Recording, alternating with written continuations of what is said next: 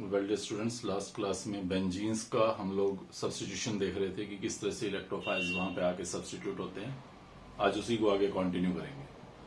देखिए, एक दो रिएक्शंस दिखाता हूं जो मैं लास्ट क्लास पे डिस्कस कर रहा था। जैसे मैं बोलता कि सपोज बेंजीन के अंदर मैं फिडल क्राफ्ट एल्काइलेशन कर रहा हूं, यानी कि एल्काइल ग्रुप को सब्स्टिट्यूट कर रहा हूं, लाइक CH3Cl डाल रहा हूं अलोंग विद AlCl3। तो क्या होता था, ये Cl यहां से Al के पास जाके CH3+ जनरेट करता था इलेक्ट्रोफाइल, और इलेक्ट्रोफाइल जनरेट करने के बाद वन ऑफ द कार्बन पे वो जाके सब्स्टिट्यूट हो जाता था। लाइक कुछ इस तरह से वन ऑफ द कार्बन पे वो सब्स्टिट्यूट हो जाता, तो हमारे पास एक दोबारा से रिंग जनरेट हो जाता, उसके ऊपर वही इलेक्ट्रॉन क्लाउड होता जैसा बेंजीन पे था। तो फिर क्या दोबारा से इसी पे वो CH3+ अटैक कर सकता है? कर सकता है, तो फिर रिएक्शन क्या होगी ये हमें यहां पे आज समझना होगा। सी हियर, मान लीजिए मैंने 1 मोल बेंजीन लिया, 1 मोल एल्काइल ले लिया, ये हैलाइड और AlCl3 कैटलिस्ट। CH3+ बनना शुरू हो गया, 10-15% रिएक्शन हुआ है, ये पर्टिकुलर प्रोडक्ट बनना शुरू हो गया है। तो जो CH3+ इलेक्ट्रोफाइल बन रहा है वो बेंजीन के साथ साथ इसके ऊपर भी अटैक्स कर सकता है। अगर इस पे अटैक करेगा तो क्या प्रोडक्ट बनने वाला है वो हम यहां पे आज समझेंगे। पहले मैं बोल देता था कि 6 कार्बन एक जैसे हैं, किसी पे भी CH3 जा सकता है। अब मैं ऐसा नहीं बोल सकता। अब जो CH3+ इस रिंग पे जाएगा तो वो ये ग्रुप होगा जो डिसाइड करेगा कि उसको कहां जाना है। ये इस ग्रुप का डायरेक्शन होगा, इस ग्रुप का डायरेक्टिव इन्फ्लुएंस होगा जो डिसाइड करेगा कि CH3+ को अब कहां जाना है। या एक और रिएक्शन देखिए, वहीं लास्ट लेक्चर पे हम लोगों ने पढ़ी है ये भी।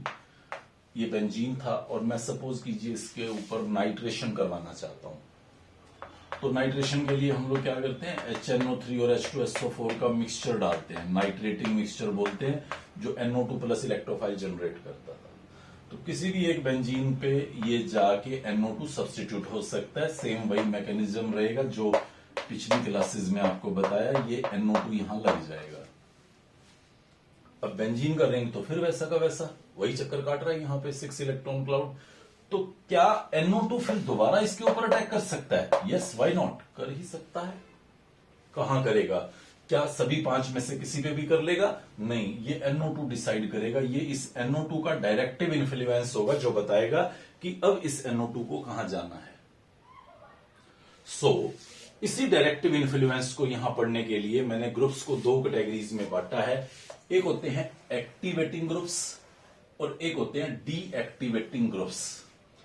एक्टिवेटिंग वो ग्रुप्स होते हैं जो जब बेंजीन रिंग पे लगते हैं तो इनकमिंग इलेक्ट्रोफाइल को और आसानी से अपने ऊपर सब्स्टिट्यूट करवा सकते हैं। मतलब ये ग्रुप इस रिंग को एक्टिवेट कर देता है इलेक्ट्रोफाइल्स को अपने ऊपर लेने के लिए। ऐसे ग्रुप्स जो इलेक्ट्रोफाइल को बेंजीन के कंपैरेटिवली ज्यादा आसानी से अपने ऊपर सब्स्टिट्यूट करवा पाए, वो एक्टिवेटर्स या एक्टिवेटिंग ग्रुप्स होते हैं। और इस लिस्ट में काफी सारे हमारे कंपाउंड्स फंक्शनल ग्रुप्स रहेंगे, लाइक जैसे OH हो सकता है, OR हो सकता है, NH2 हो सकता है, एल्काइल्स हो सकते हैं, सभी मैं R से रिप्रेजेंट कर देता हूं, जो एक्टिवेटर होते हैं। मतलब अगर बेंजीन के ऊपर लगा दिए जाएं तो दोबारा जो रिएक्शन होनी है वो बेंजीन से कहीं ज्यादा फास्टर होती है। हम लोग पढ़ेंगे कि क्यों वो एक्टिवेटर होते हैं। फिर ये भी पढ़ेंगे कि वो कहां उसको इनवाइट करेंगे कि अब नया इलेक्ट्रोफाइल किस पर्टिकुलर कार्बन पे आए। डीएक्टिवेटर्स कौन है? डीएक्टिवेटर्स वो होते हैं जो जब बेंजीन की रिंग पे लग जाएं तो नेक्स्ट इलेक्ट्रोफाइल को लगने में दिक्कत हो, वो उसको डीएक्टिवेट करें, वो उसके लिए कुछ समस्याएं पैदा करें। मतलब जो नेक्स्ट रिएक्शंस हो वो स्लोअर डाउन हो जाए, वो डीएक्टिवेटर होते हैं। रिंग पे सब्स्टिट्यूशन स्लोअर डाउन हो जाए किसी ग्रुप की प्रेजेंस की वजह से, तो वो डीएक्टिवेटर होता है। इन डीएक्टिवेटिंग ग्रुप्स की भी एक लंबी लिस्ट है, लाइक NO2 एक डीएक्टिवेटर है, CHO एक डीएक्टिवेटर है, COOH एक डीएक्टिवेटर है, CN एक डीएक्टिवेटर है। तो ये कुछ डीएक्टिवेटिंग ग्रुप्स होते हैं जो बेंजीन की रिंग पे लगने पर रिएक्शंस को स्लोअर डाउन कर देते हैं। पहले ब्रीफ में थोड़ा रट्टा मरवा देता हूं। जो एक्टिवेटर ग्रुप हैं वो जनरली ऑर्थो पैरा डायरेक्टिव होते हैं, मतलब आने वाले इलेक्ट्रोफाइल को ऑर्थो और पैरा पोजीशंस पे डायरेक्ट करेंगे। जैसे ये एक्टिवेटर है, तो अब जब दोबारा CH3 यहां पे लगेगा तो वो इस ऑर्थो पोजीशंस पे या इस पैरा पोजीशन पे CH3 को इनवाइट करेगा। मतलब CH3 या तो यहां लगेगा या यहां लगेगा, ये तो एक ही बात है, या फिर वो यहां लगेगा। और जो डीएक्टिवेटर्स होते हैं वो जनरली मेटा डायरेक्टिंग होते हैं। मेटा डायरेक्टिंग जैसे ये विड्रॉइंग ग्रुप जो यहां पे लग रहा है आपको, डीएक्टिवेटिंग ग्रुप दिख रहा है आपको, जो ये आने वाले इलेक्ट्रोफाइल को मेटा पे भेजता है। आप ध्यान रखिएगा, मैं इलेक्ट्रोफाइल्स का डायरेक्टिव इन्फ्लुएंस बता रहा हूं कि इलेक्ट्रोफाइल्स को कहां डायरेक्शंस देंगे। न्यूक्लियोफाइल के लिए बात उल्टी हो जाएगी, हालांकि न्यूक्लियोफिलिक सब्स्टिट्यूशंस होता नहीं है, बहुत ही कम होता है, जैसे यहां पे हो जाता है और किसी केस पे होता नहीं है। तो आप बस अभी फिलहाल ये ध्यान रखें कि किसी इलेक्ट्रोफाइल को कहां जाना है वो बताता है मिथाइल कि भाई ऑर्थो पैरा पे जाना है, और नाइट्रो बताता है कि मेटा पे जाना है, क्योंकि नाइट्रो एक डीएक्टिवेटर है और जो मिथाइल लगा हुआ था वो आपका एक्टिवेटर था। क्या सभी एक्टिवेटर ऑर्थो पैरा डायरेक्टिव हैं? तो ऐसा नहीं है। देखिए, जो हेलोजेंस होते हैं वो डीएक्टिवेटिंग ग्रुप होते हैं, मींस रिएक्शंस को स्लोअर डाउन करते हैं, बट ऑर्थो पैरा डायरेक्टिव होते हैं। तो इसलिए मैं ऐसा तो नहीं बोल सकता कि सदा डीएक्टिवेटर मेटा डायरेक्टिव होगा या सदा ऑर्थो पैरा डायरेक्टिव एक्टिवेटर होगा। तो बट जनरली आप ध्यान रखेंगे कि जनरली ऐसा ट्रेंड रहता है, और हेलोजेंस के लिए स्पेशली याद रखेंगे कि वो डीएक्टिवेटर हैं, मतलब रिएक्शंस को स्लोअर डाउन करेंगे, लेकिन ऑर्थो पैरा डायरेक्टिव होंगे। तो मैं एक रिएक्शन से आपको समझाने की कोशिश करूंगा कि कैसे हमें पता चलेगा कि कोई ग्रुप ऑर्थो पैरा डायरेक्टिव है या मेटा डायरेक्टिव है, एक्टिवेटर है या डीएक्टिवेटर है, और इससे रिलेटेड बहुत सारी बातें। तो मैं शुरू करता हूं सबसे पहले एक एल्काइल को सब्स्टिट्यूट करने की, और फिर उसके बाद अपनी कहानी को चेंज करते हुए देखेंगे कि प्रोडक्ट कहां कहां पे कैसा कैसा बन सकता है। तो ये लीजिए, मैंने बेंजीन से अपनी कहानी को शुरू किया और मैं यहां पे एक रिएक्शन प्रोसीड करा रहा हूं, Friedel craft alkylation, CH3Cl with AlCl3 mechanism last class में पढ़ा के आ चुका हूं कि किस तरह से Cl यहां इस AlCl3 के पास जाता था, CH3+ बनता था और वो बेंजीन के किसी एक कार्बन पे सब्स्टिट्यूट हो जाता था। ये देखिए, ये बेंजीन के किसी एक कार्बन पे ये मिथाइल सब्स्टिट्यूट हो गया है। अब जो ये मिथाइल लगा है वो यहां पे फिर दोबारा से किसी दूसरे इलेक्ट्रोफाइल को, चाहे इसी CH3+ को देख लो या कोई और भी इलेक्ट्रोफाइल आप यहां पे इसको सेपरेट करके डालना चाहें, तो ये उसको एक पर्टिकुलर डायरेक्शन देता है। कौन सी डायरेक्शन देता है? ऑर्थो पैरा डायरेक्शंस देता है। क्यों देता है? पहली बात तो ये समझें कि वो एक्टिवेटर क्यों है, क्योंकि मिथाइल का +I इफेक्ट होता है, वो +I की वजह से इलेक्ट्रॉन डेंसिटी को रिंग पे बढ़ा रहा होगा, जिसकी वजह से इलेक्ट्रोफाइल को आने में आसानी रहेगी। दूसरी बात देखिए आप, CH3 का हाइपर कॉन्जुगेटिव इफेक्ट भी होता है। आप हाइपर कॉन्जुगेशन को रिकॉल करें, डबल बॉन्ड कार्बन से नेक्स्ट कार्बन पे सिग्मा बॉन्डेड H होते हैं, तो वो हाइपर कॉन्जुगेशन करते हैं, सी लाइक दिस, इस तरह से हाइपर कॉन्जुगेशन करेगा ये। तो जब हाइपर कॉन्जुगेशन करेगा तो ये डबल बॉन्ड बन जाएगा, ये H+ हो जाएगा और यहां ये नेगेटिव चार्ज आ जाएगा, ये कुछ इस तरह से। अब सारे स्ट्रक्चर्स बनाने की जरूरत नहीं है। नेक्स्ट नेगेटिव कहां पे आएगा? यहां पे। नेक्स्ट नेगेटिव कहां पे आएगा? यहां पे। वो याद ही आपको, हाइपर कॉन्जुगेटिव इफेक्ट या रेजोनेंस इफेक्ट अल्टरनेट कार्बन्स पे होता है, तो ये आप अल्टरनेट कार्बन्स पे इस तरह से इसको घूमता पाएंगे। रियल टॉल्विन का जो स्ट्रक्चर होगा, उस रियल के टॉल्विन के स्ट्रक्चर में यहां आपको 3 जगहों पे नेगेटिव चार्ज दिख रहा है, ये हमें हाइपर कॉन्जुगेशन ने बताया है। इस मिथाइल के हाइपर कॉन्जुगेटिव इफेक्ट ने यहां इन 3 जगहों पे नेगेटिव चार्ज क्रिएट किया है, रिजल्टिंग मिथाइल के लिए मोस्ट सुटेबल जगह होंगी ये 3। मतलब मिथाइल अगर लगेगा तो वो या तो आपका इस पर्टिकुलर कार्बन पे लगेगा, इधर या इधर तो एक ही बात है, या फिर वो इस पर्टिकुलर कार्बन पे लगेगा। तो इस तरह से आपके पास ये 2 पर्टिकुलर प्रोडक्ट बनेंगे, ऑर्थोजाइलिन या ऑर्थो डाइमिथाइल बेंजीन कह दीजिए और पैरा डाइमिथाइल बेंजीन। ये 2 तरह के आपको यहां प्रोडक्ट दिखेंगे। मेटा पोजीशंस पे मिथाइल बहुत कम चांस, ना के बराबर 0 to 1%, just like an impurity अगर चला भी जाता है तो दिखाई देगा। अदरवाइज हमें यही दो प्रोडक्ट्स दिखने वाले हैं जिसमें एक मेजर होगा और एक माइनर। नॉर्मली हम ऐसा देखते हैं कि ये वाला प्रोडक्ट माइनर दिखा रखा है हमें और ये वाला प्रोडक्ट मेजर दिखा रखा है। Why it is so? तो सिंपल सी बात बता रहा हूं। अभी फिलहाल यहां पे दो हैवी ग्रुप नजदीक आ रहे हैं। दो हैवी ग्रुप्स कभी भी नजदीक नहीं आना चाहते। ये स्टीरिक क्राउडिंग होती है। स्टीरिक क्राउडिंग की वजह से, स्टीरिक हिंड्रेंस की वजह से दो एल्काइल्स हमेशा प्रेफर करते हैं दूर जाना, जिसकी वजह से ये वाला मेजर होता है। जैसे जैसे ये एल्काइल आप बड़ा करते जाएं, लाइक कोई टर्शरी ब्यूटाइल लगाना चाहें, जैसे सपोज कीजिए ये यहां पे कोई एक इलेक्ट्रोफाइल पहले से अटैच्ड है हमारा, let me right like this one, ये एक इलेक्ट्रोफाइल लगा हुआ है ये वाला, और मैं इसके ऊपर फिर दोबारा ऐसा ही कोई इलेक्ट्रोफाइल लगाना चाह रहा हूं। तो आप देखिएगा ये भारी भरकम इलेक्ट्रोफाइल है। इस जगह पे और इस जगह पे जाने में उसको परेशानी होगी, रिजल्टिंग वो हमेशा इस जगह को ही पसंद करेगा। फिर आपको जो ऑर्थो प्रोडक्शन होगी वो बहुत ही थोड़ी 5, 10, 15% ही नजर आएगी। 85% के आसपास आपको इलेक्ट्रोफाइल इस पैरा पोजीशन पे लगता नजर आएगा। हालांकि अगर मैं थोड़ा सा और डीप जाके स्टडी करूं तो मुझे पता चलता है कि ये जो प्रोडक्ट हैं जिसमें एक माइनर एक मेजर बता रहा हूं, ये अलग अलग टेम्परेचर्स पे बदल सकते हैं। लाइक अगर मैं हाई टेम्परेचर पे रिएक्शंस को कर रहा हूं तो मेजर यही होता है, बट अगर मैं टेम्परेचर को लोअर डाउन करता चला जाऊं तो ये बढ़ता जाएगा, ये घटता जाएगा और किसी एक टेम्परेचर पे ये भी मेजर हो जाएगा। बट 11th क्लास में मुझे अभी सुटेबल पॉइंट नहीं मिल रहा जहां पे हम इस बात को समझें। अदरवाइज हम लोग जब आगे बढ़ के ऑर्गेनिक पढ़ते हैं 12th में, तो वहां पे हम इस बात को जरूर इलेबरेट करते हैं कि जो प्रोडक्ट्स बन रहे होते हैं, जब भी दो प्रोडक्ट बन रहे होते हैं किसी रिएक्शन के अंदर, तो उसमें प्रोडक्ट एक थर्मोडाइनेमिकली स्टेबल होता है और एक काइनेटिकली स्टेबल होता है। तो लो टेम्परेचर पे काइनेटिकली स्टेबल प्रोडक्ट्स बनते हैं, जबकि हाई पे थर्मोडाइनेमिकली स्टेबल प्रोडक्ट बनते हैं, मेजर जब भी दो बनते हों।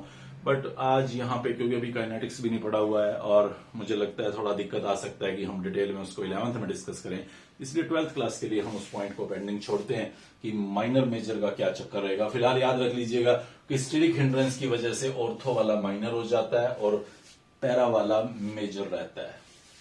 सो इस तरह से आप देख पा रहे हैं कि जो एक पर्टिकुलर ग्रुप लगता है एल्काइल, यहां मैंने मिथाइल का एग्जाम्पल लिया, वो किस तरह से किसी दूसरे इलेक्ट्रोफाइल को जब रिंग पे सब्स्टिट्यूट करना चाहेगा तो ऑर्थो पैरा पे भेजेगा। और जो जरूरी नहीं है कि आप इस पे सिर्फ CH3+ को देखें, आप Cl+ इस पे भेजना चाहें, आप NO2+ इस पे भेजना चाहें, सब ऐसे ही ऑर्थो और पैरा पे जाते आपको नजर आते हैं।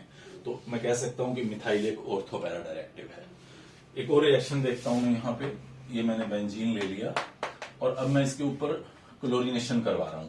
तो Cl2 in presence of ArCl3 डाल देता हूं। ये लास्ट लेक्चर में बता के आ चुका हूं कि क्लोरोनियम आयन बनाएगा और क्लोरोनियम आयन बेंजीन के किसी एक पर्टिकुलर कार्बन पे जाके चिपक जाएगा, तो ये बेंजीन के ऊपर वो Cl लग गया है।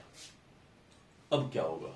अब रिंग तो फिर वैसा तैयार है और फिर Cl+ को वो अपने ऊपर सब्स्टिट्यूट कर सकता है। आप Cl+ की बजाय किसी भी E+ को डाल दीजिएगा, मतलब वो सब्स्टिट्यूट कर सकता है, बात सेम रहेगी। तो मैं तो वही Cl+ को दिखा रहा हूं कि इसके आगे फर्दर रिएक्शन होने लगेगी तो क्या होगा। तो सी हियर अगेन, हालांकि मैंने आपको याद कीजिए लिखवाया था वो डीएक्टिवेटर है, मतलब रिएक्शंस को स्लोअर डाउन करता है। क्यों स्लो करता है? क्योंकि -I इफेक्ट है, उसकी वजह से इलेक्ट्रॉन पेयर्स को अपनी तरफ खींच के यहां रिंग पे डेंसिटी कम कर देता है। रिजल्टिंग आने वाले इलेक्ट्रोफाइल को थोड़ी दिक्कत होती है क्योंकि इलेक्ट्रॉन डेंसिटी लेसर हो चुकी है। लेकिन आप ध्यान दें वो ऑर्थो पैरा डायरेक्टिंग क्यों हुआ।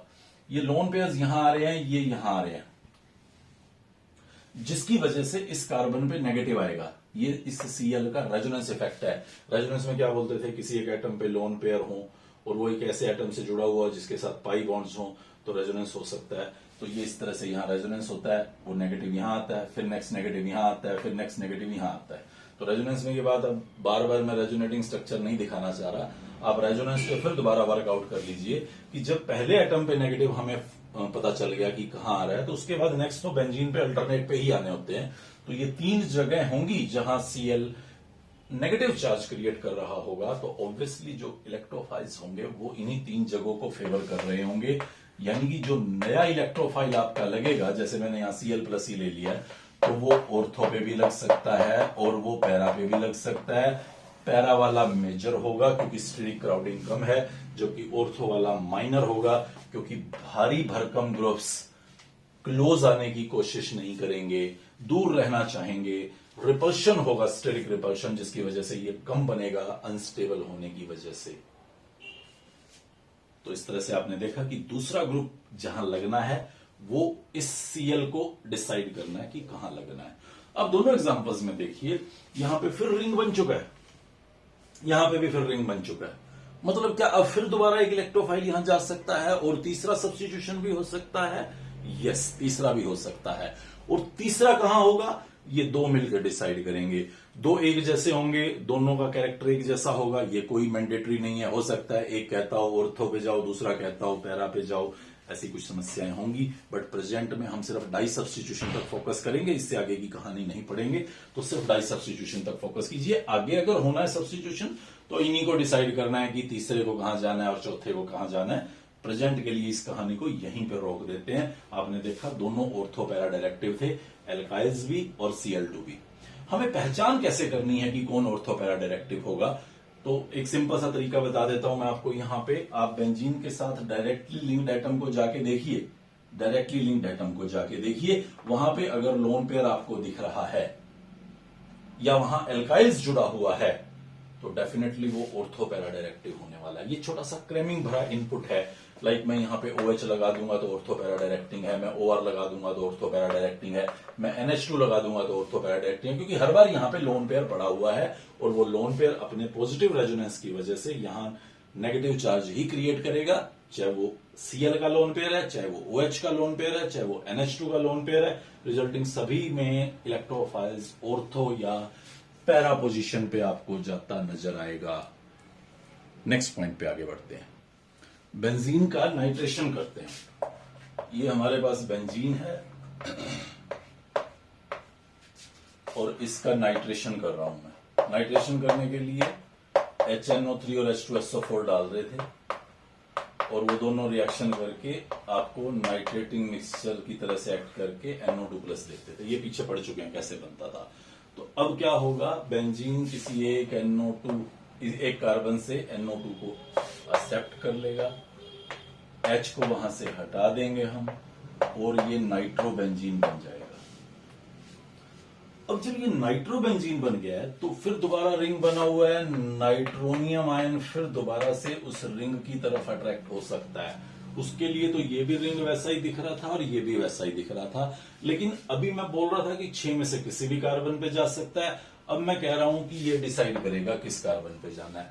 ये कैसे डिसाइड करेगा? तो चलिए एक बार हम लोग इसके स्ट्रक्चर पे नजर डालते हैं कि इसका स्ट्रक्चर रेजोनेंस कैसा दिखा रहा है।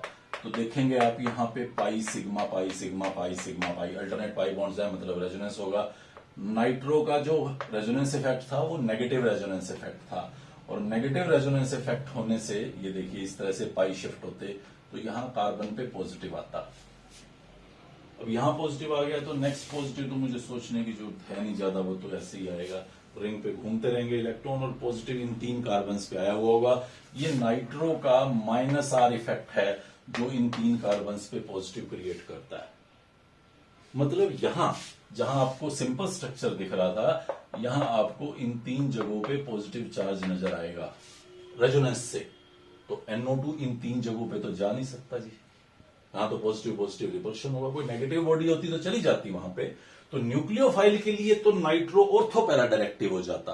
मैं फिर बता रहा हूं, बेंजीन के जो डेरिवेटिव्स हैं वो न्यूक्लियोफिलिक सब्स्टिट्यूशन दिखाते नहीं है, पर इस केस में सही है। नाइट्रो एक काफी स्ट्रॉन्ग विड्रॉइंग ग्रुप है जो बहुत ज्यादा पॉजिटिव यहां क्रिएट कर देता है। रिजल्टिंग न्यूक्लियोफाइल्स जा सकते हैं रिंग पे और किसी सिचुएशन पे हमें नजर नहीं आते। तो बट आप फोकस करें ये नाइट्रो न्यूक्लियोफाइल्स के लिए। मान लो मैं कोई न्यूक्लियोफाइल इसके अंदर डाल रहा होता तो उसको तो ऑर्थो पैरा पे डायरेक्ट करता। ये ऑर्थो पैरा पोजीशंस है नाइट्रो के विद रिस्पेक्ट। बट अगर NO2+ डाल रहा हूं तो ऑर्थो पैरा तो कतई नहीं, वो यहां भेजेगा। दोनों पोजीशंस मेटा हैं। रिजल्टिंग आपका जो प्रोडक्ट होगा वो very simple meta di nitrobenzene होगा। मेटा डाई नाइट्रोबेंजीन ये आपके पास प्रोडक्ट बनेगा। यानी कि नाइट्रो ने इलेक्ट्रोफाइल को कहां डायरेक्ट किया? मेटा पोजीशन पे। आप यहां दिखाना चाहें यहां भी दिखा सकते हैं, C यहां से हटा दीजिए, यहां दिखा दीजिए वो तो एक ही बात है, ये भी तो मेटा डाई नाइट्रोबेंजीन ही है। इसको यूं घुमा के कुछ ऐसा दिखाएं वो कोई फर्क नहीं पड़ता, वो तो सब मेटा डाई नाइट्रो ही रहेंगे। आपको बस ये ध्यान देना है कि नाइट्रोनियम आयन जो था ग्रुप पे लगा हुआ वो मेटा डायरेक्टिंग था। और मैं पहचान दिखा देता हूं आपको, क्या पहचान रहेगी। बेंजीन के साथ डायरेक्टली लिंक्ड एटम पे आप कोई पाई बॉन्ड अगर देख रहे हैं हेटेरो एटम्स के बीच, तो वो डेफिनेटली मेटा डायरेक्टिंग होते हैं। लाइक आप यहां CHO बना दीजिए, ये भी ऐसे ही मेटा डायरेक्टिंग होगा। आप COOH बना दीजिए, ये भी ऐसा मेटा डायरेक्टिंग होगा। आप COCl बना दीजिए, ये भी वैसे ही मेटा डायरेक्टिंग होगा। आप CN बना दीजिए, वो भी मेटा डायरेक्टिंग ही होगा। तो इस तरह से जहां भी बेंजीन के साथ डायरेक्टली लिंक्ड एटम पे पाई बॉन्ड्स दिखे आपको हेटेरो एटम्स के बीच, वो जनरली हमने देखा है मेटा डायरेक्टिंग होते हैं। और अगर यहां कोई ऐसा एटम दिखे जहां lone pair of electron present है, तो वो ऑर्थो पैरा डायरेक्टिंग होते हैं। अब तीसरा कहां पे जाएगा, तो फिर ये दो डिसाइड करेंगे, जा पाएगा नहीं जा पाएगा, क्या समस्याएं होंगी, मैं पहले ही बता चुका हूं। हम डाई सब्स्टिट्यूशन से आगे नहीं बढ़ेंगे, सिर्फ मोनो और डाई पे ही अपना फोकस करेंगे।